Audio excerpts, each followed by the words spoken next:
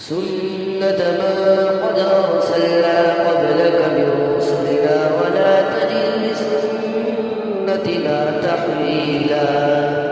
أعوذ بالله من الشيطان الرجيم. بسم الله الرحمن الرحيم.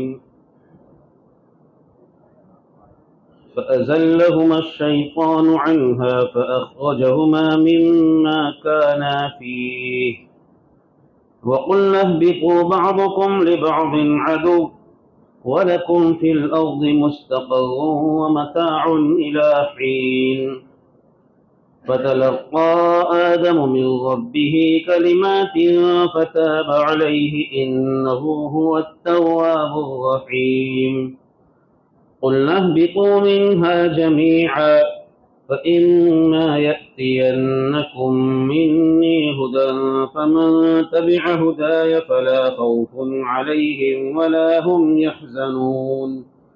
والذين كفروا وكذبوا بآياتنا أولئك أصحاب النار هم فيها خالدون.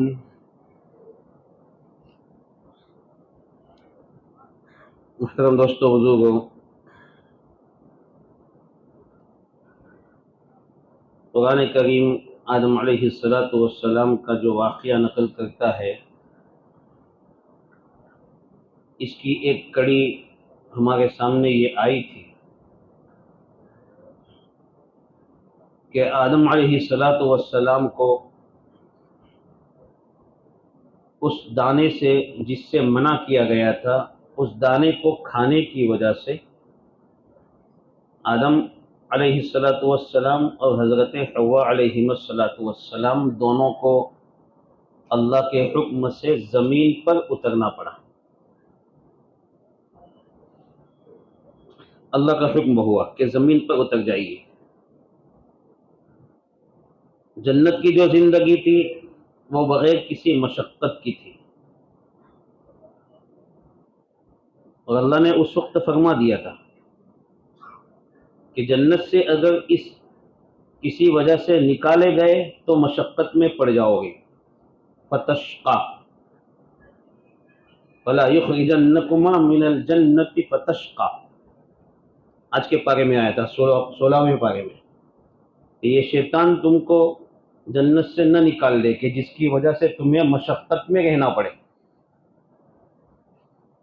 تو جنت کی زندگی تو بالکل عیش کی زندگی تھی، وہاں کوئی مزدوری نہیں، کوئی کام کاج نہیں، کچھ بھی نہیں، بھوک نہیں، پیاس نہیں، دھوپ نہیں، لیکن مزے سے کھانا تو فَكُلَا مِنْ حَيْثُ شِئْتُمَا، جہاں سے کھانا ہو مزے کے لیے کھاؤ۔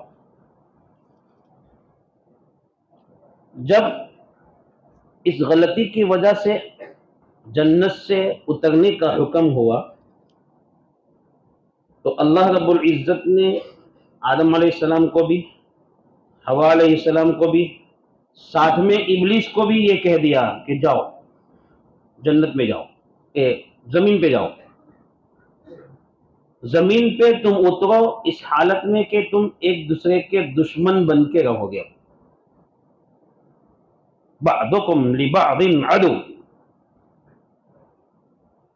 یعنی ملکوتی صفات والا انسان ہے اور شیطانی صفات والا ابلیس ہے، ان دونوں میں کبھی آپس میں اتفاق نہیں ہوگا، آپس میں دشمنیاں رہے گی، دونوں ایک دوسرے کے دشمن۔ اس سے پہلے میں نے بتا دیا تھا کہ انسان کی کوئی نقل و حرکت ایسی نہیں ہوتی ہے جس میں یہ اپنا اثر داخل کرنے کی کوشش نہیں کرتا ہے۔ شیطان ابلیس دشمن ہے، اس لیے اللہ نے پہلے سے تنبیہ کر دی تھی، بعضکم لبعض عدو، زمین پہ جا گئے ہو، وہاں اس بات کا خیال رکھنا، دھیان میں رکھنا، ایک دوسرے کے دشمن ہیں۔ تو دشمن ہونے کے ناطے وہاں کرنا کیا ہے؟ اللہ کی بات ماننا ہے جس کے دوستو، جو تمہارا دشمن ہے اس کی بات نہیں ماننا ہے، یہ سیدھی بات ہے۔ آدم علیہ السلام کو زمین پر کہاں اتارا گیا تو اللہ ہی جانتا ہے، قرآن اور سنت میں اس کا کوئی صحیح تذکرہ نہیں ہے، البتہ علماء نے اپنے اپنے انداز کے مطابق الگ الگ باتیں لکھی ہے. کسی نے ہندوستان کی سرزمین سرندیپ یعنی جو آج کل علاقہ سری لنکا میں ہے وہ بھی کسی نے لکھا ہے. کسی نے عرب کا علاقہ بھی لکھا ہے. الگ الگ باتیں لکھی ہے. ہندوستان میں عرب دو میں سے کسی علاقے میں ان کو اتارا گیا. بہرحال زمین پر ان کو اتارا گیا. عالم برزخ میں حضرت موسیٰ علیہ السلام نے اللہ سے یہ دعا کی کہ آدم علیہ السلام سے ملاقات ہو جائے. بخاری شریف کی روایت میں ہے کہ موسیٰ علیہ السلام کی جب حضرت آدم علیہ السلام سے ملاقات ہوئی تو انہوں نے ان کے سامنے اس بات کا تذکرہ کیا کہ اے ہمارے والد صاحب، آپ کی غلطی کی وجہ سے ہمیں جنت جیسی نعمت سے ہاتھ دھونا پڑا. آپ کی غلطی کی وجہ سے ہمیں جنت جیسی نعمت سے ہاتھ دھونا پڑا. اگر آپ یہ بھول نہ کرتے تو ہمیں دنیا میں نہ آنا پڑتا. اس لیے کہ موسیٰ علیہ السلام نے دنیا میں آ کر اپنی قوم سے، اپنی سماج سے جو پریشانیوں کا مقابلہ کیا ہے، فرعون سے تو کیا ہے، وہ الگ تکلیفیں ہیں، لیکن اپنی قوم سے جو پریشانیوں کا سامنا کیا ہے وہ بہت زیادہ ہے. اس لیے انہوں نے اس بات کا مذاکرہ اپنے والد سے کیا، حضرت آدم علیہ السلام سے. تو حدیث میں آتا ہے آدم علیہ السلام نے جواب میں فرمایا، ارے موسیٰ، تمہیں اللہ نے اپنی پیغمبری کے لیے چنا، تمہیں نبی رسول بنایا، اپنی ہم کلامی کا شرف عطا فرمایا، یعنی اپنے ساتھ بات کرنے کا موقع دیا. اتنے بڑی نبی ہو کر تم ایسی باتیں کرتے ہو؟ کیا تمہیں نہیں معلوم کہ اللہ نے مجھے پیدا کرنے سے 50,000 سال پہلے تقدیر لکھ دی تھی، جس میں یہ لکھ دیا تھا کہ انسانوں کے لیے یہ مصیبتیں ہیں کہ ان کو جنت سے زمین پہ اترنا ہے. اس لیے وہ تو ہونا تھا.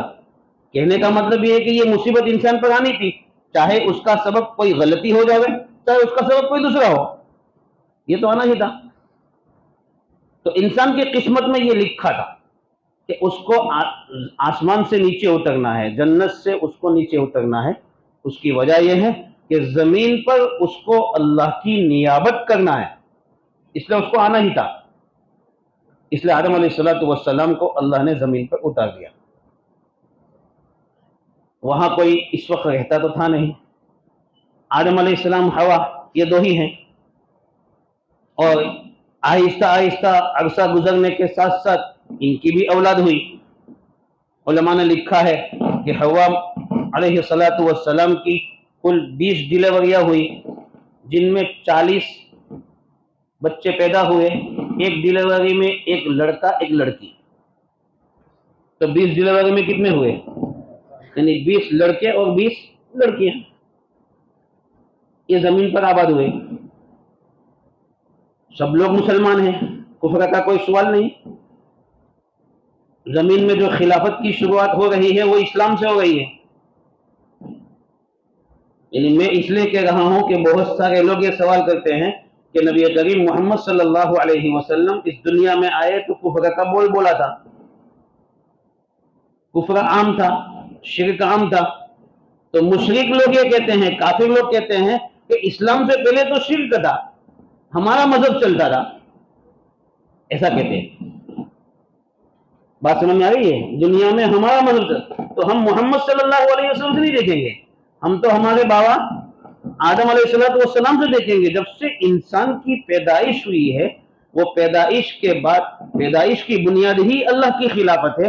اور اللہ کی خلافت اسی چیز کی ہے کہ اللہ کو ایک مانا جائے، اس کے ساتھ کسی کو شریک نہ کیا جائے.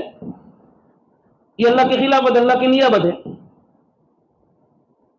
تو آدم علیہ السلام کو دنیا میں جو اتارا ہے وہ اس محنت کے لیے نہیں کہ وہ شرک کو مٹائیں گے، وہ کفر کو مٹائیں گے، اس لیے نہیں اتارا گیا، بلکہ اس لیے دنیا میں اتارا گیا ہے کہ وہ آنے والی نسل کے سامنے ایمان کو پیش کرے، آنے والی نسل کے سامنے اللہ کی اطاعت کو پیش کرے، اللہ کی بات ماننے کا جذبہ ان کے اندر پیدا کرے. ایمان والی محنت ہو، اطاعت والی محنت ہو. اس لیے اللہ نے ان کو بھیجا ہے دنیا میں. یہاں سے شروعات ہو. ورنہ سب سے پہلے وہ نبی، وہ رسول جن کو کفر کے خلاف محنت کرنے کے لیے بھیجا گیا ہے وہ تو حضرت نوح علیہ السلام. اس لیے اس سے پہلے میں نے بتایا تھا کہ دنیا میں سب سے پہلے رسول جو 313 رسول ہے ان میں سب سے پہلے رسول کون ہے؟ حضرت نوح. یعنی جن کو کفر اور شرک کو مٹانے کے لیے دنیا میں بھیجا گیا اور ان کو رسول بنایا گیا وہ حضرت نوح ہے. من آدم علیہ السلام کو کفر و شرک مٹانے کے لیے نہیں بھیجا گیا، کسی کا وجود ہی نہیں. الغرض دنیا میں وہ زندگی گزار رہے ہیں، کھانے کی ضرورت پڑی، پینے کی ضرورت پڑی، اللہ کی جانب سے فرشتوں کو بھیجا گیا اور ان کے لیے کھانا طے کیا گیا، گیہوں کے دانے لائے گئے، ان کو اگانے کا حکم دیا گیا، آدم علیہ السلام کو سکھایا گیا اپنی ضرورتیں کس طرح پورا کرنا ہے، لباس کی ضرورتیں کس طرح پورا کرنا ہے یہ سکھایا گیا. اس کے لیے روئی، جو قطن جس کو کہتے ہیں روئی، اس کو پیدا کیا گیا، اس سے کپڑا کس طرح بنانا اس کی تعلیم دی گئی. ضروریات زندگی کی تعلیم اور آخرت کی ضرورت ایمان اور اعمال، اطاعت خداوندی، اس کی تعلیم آدم علیہ السلام کے ذریعے اللہ نے ان کی اولاد کو دینا شروع کیا. یہ زندگی کی شروعات ہیں ان دونوں کی. اب ان کی اولاد میں سب سے پہلا جو لڑکا ہے وہ ہے قابیل. یعنی سب سے پہلی ڈیلیوری میں جو لڑکا اور لڑکی پیدا ہوئی ان میں لڑکے کا نام ہے قابیل، اور دوسری ڈیلیوری میں جو لڑکا لڑکی پیدا ہوئی ان کا نام ہے حابیل، لڑکے کا نام. ان دونوں کی نسل تو نہیں چلی، وہ واقعہ آ رہا ہے، ان دونوں کی نسل نہیں چلی. ان دونوں کے دنیا سے چلے جانے کے بعد آدم علیہ السلام کو اللہ نے ایک اور لڑکا دیا جن کو شیث علیہ السلام کہتے ہیں. شیث کے معنی آتے ہیں عطیت اللہ، اللہ کی دین. تو اللہ نے شیث علیہ السلام کو آدم علیہ السلام کا صحیح وارث بنایا، ان کو رسول بنایا، وہ بھی ایمان اور عمل کی محنت کے لیے. وہاں بھی شرک نہیں تھا. بھی ان کو 50 صحیفے اللہ نے دیے. یہ سب آدم علیہ السلام کی زندگی میں ہو رہا ہے. شیث علیہ السلام کو پیدا کیا، بڑے ہوئے، اللہ نے ان کو حضرت آدم کا وارث بنایا، ان کی محنت کا وارث بنایا. آدم علیہ السلام کی عمر 1000 سال. کتنی بھائی؟ 1000 سال. دنیا میں انہوں نے 1000 سال کی زندگی گزاری. اس میں سے کچھ سال جو پہلے کے جو جنت میں گزارے اس کے ساتھ 1000 سال. میں نے بتایا تھا کہ انہوں نے اپنی زندگی کے 60 سال اپنے بیٹے داؤد علیہ السلام کو دے دیے تھے، لیکن جب فرشتہ موت کے لیے آیا تو اس وقت انہوں نے کہہ دیا کہ میں نے تو نہیں دیے، وہ بھول گئے. تو اس لیے اللہ کو واپس ان کو عمر دینی پڑی. کتنی؟ 1000 سال کی، یعنی 60 سال کی. آدم علیہ السلام کو 1000 سال کی عمر دی گئی، داؤد علیہ السلام کو 100 سال کی عمر دی گئی. تو آدم علیہ السلام کی 1000 سال کی جو پوری عمر ہے اس میں کچھ واقعات پیش آئے جن کا تذکرہ قرآن کرتا ہے. ہمیں انہی واقعات کو بیان کرنا ہے جن کا تذکرہ قرآن کر رہا ہے. وہ واقعہ چھٹے پارے میں اس کا تذکرہ ہے. لیکن اس واقعے کو بیان کرنے سے پہلے اب تک آدم علیہ السلام کا جو واقعہ ہم نے سنا اس سے ہمیں کیا سبق لینا چاہیے وہ میں چاہتا ہوں بیان کر دوں. سب سے پہلی چیز یہ ہے کہ اللہ رب العزت کی توجہ جس چیز پر پڑ جاتی ہے وہ چیز بہت قیمتی بن جاتی ہے. اس لیے کسی بھی مخلوق میں سے، انسانوں میں سے کسی انسان کو حقیر نہیں سمجھنا چاہیے. ایک مٹی کا گارا ہے، مٹی ہے جو دنیا کے مختلف علاقے سے لی گئی ہے. ایسا نہیں کہ کسی ایک جگہ کی مٹی سے حضرت آدم کو بنایا، ایسا نہیں. آدم علیہ السلام کو جو بنایا گیا تھا وہ دنیا کی سرزمین کے مختلف علاقے سے تھوڑی تھوڑی مٹی لے کر بنایا گیا تھا. اسی لیے کوئی کالا ہے، کوئی گورا ہے، کوئی گندمی کلر کا ہے، انسان الگ الگ طرح کے کلر ہے۔ اسی طرح کوئی مٹی نرم ہوتی ہے، کوئی مٹی سخت ہوتی ہے، تو کوئی انسان نرم طبیعت کا ہے، کوئی انسان سخت طبیعت کا ہے۔ یہ اسی وجہ سے کہ مٹی مختلف علاقے سے لی گئی۔ تو ایک مٹی ہے، جو مٹی ہے اس مٹی پر جب اللہ کی نگاہ پڑتی ہے تو وہ اتنی قیمتی بن جاتی ہے کہ اللہ رب العزت فرماتے ہیں لقد خلقنا الانسان فی احسن تقویم وَلَقَدْ كَرَّمْنَا بَنِي آدم، بہترین شکل، بہترین ڈھانچہ اللہ نے بنا دیا اس مٹی کو، اور ساتھ ساتھ میں اس کو ساری مخلوق پر اعزاز بخشا، ساری مخلوق پر فضیلت، جتنی مخلوقات ہیں سب پر فضیلت دی ہے۔ مٹی اللہ کی نظر پڑ گئی، اس لیے کس وقت کون سا انسان اللہ کے کتنے قریب ہو جائے گا وہ ہم نہیں جانتے۔ اس لیے ہمیں اس بات کا لحاظ رکھنا ہے، کسی کو کمتر نہیں سمجھنا، کسی کو حقیر نہیں سمجھنا۔ حدیث میں آتا ہے اپنے بھائی کو حقیر مت سمجھو، تمہاری برائی کے لیے اتنا کافی ہے بِحَسْبٍ مِّنَ الشَّرِّ أَن يَحْقِرَ أَخَاهُ الْمُسْلِمِ، کہ اپنے مسلمان بھائی کو کوئی حقیر سمجھتا ہے، یہ اس کے برا ہونے کے لیے کافی ہے، اس لیے حقیر نہیں سمجھنا چاہیے۔ دوسرے نمبر پر بات یہ کہ انسان چاہے کتنا ہی متقی بن جائے، کتنا ہی متقی، لیکن وہ ہر وقت اللہ کی مدد کا محتاج رہتا ہے، اللہ کی توفیق کے بغیر کچھ نہیں کر سکتا۔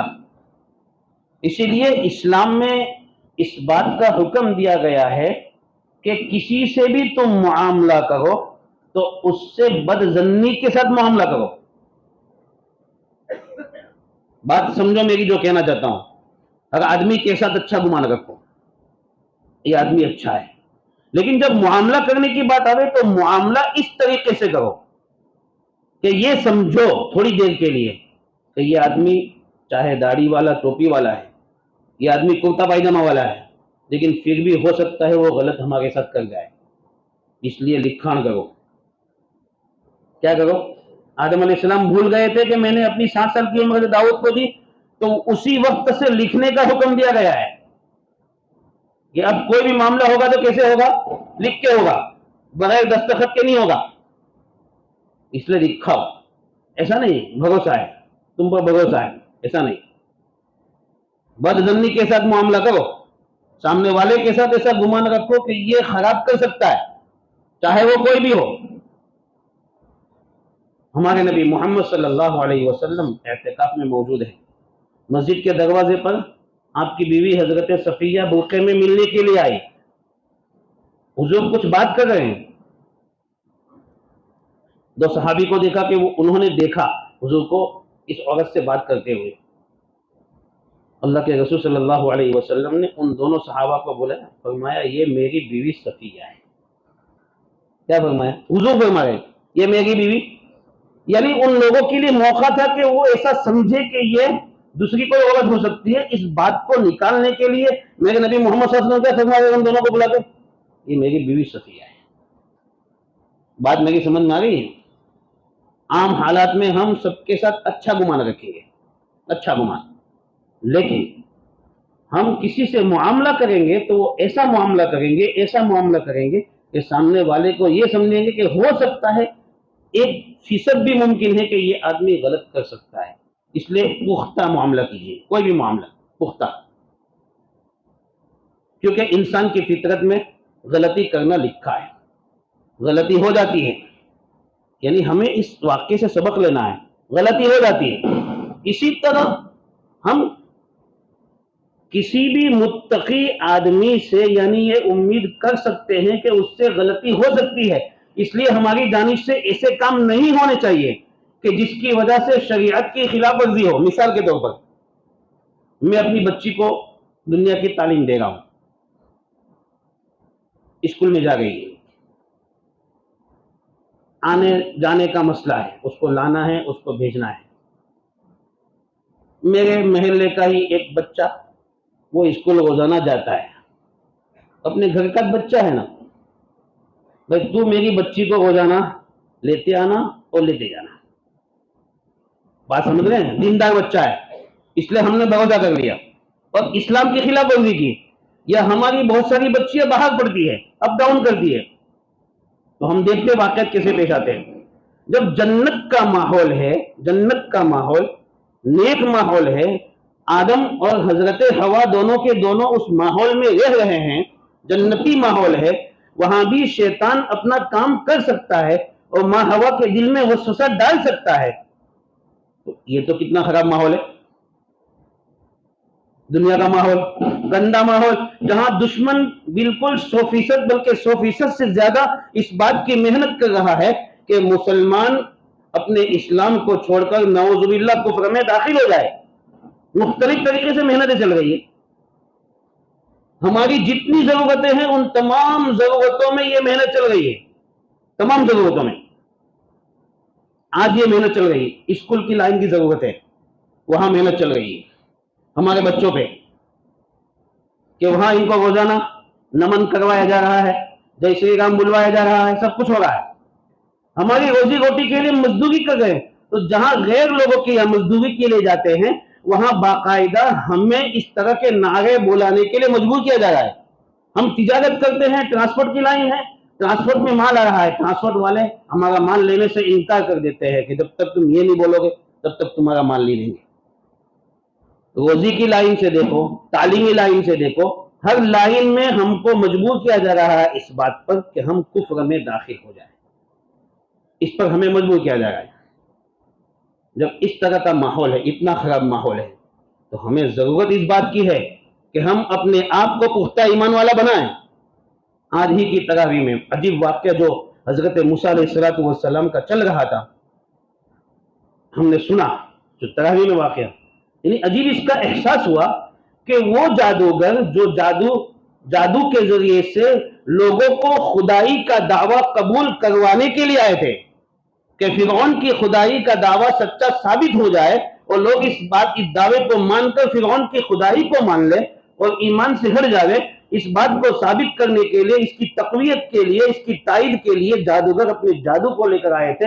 لیکن پل جھپکنے کی مقدار میں جب موسیٰ علیہ السلام کی جانب سے ایک معجزہ ظاہر ہوتا ہے، ایمان کی دعوت چلتی ہے، تو وہ اپنے دل میں ایمان کو کتنا مضبوط بنا لیتے ہیں اتنے خراب ماحول کے درمیان میں، کہ وہ کیا کہہ رہے ہیں۔ ان کے دو جملے قرآن نقل کرتا ہے، فَقْضِ مَا أَنْتَ قَاضٍ إِنَّمَا تَقْضِي هَذِهِ الْحَيَاةَ الدُّنْيَا۔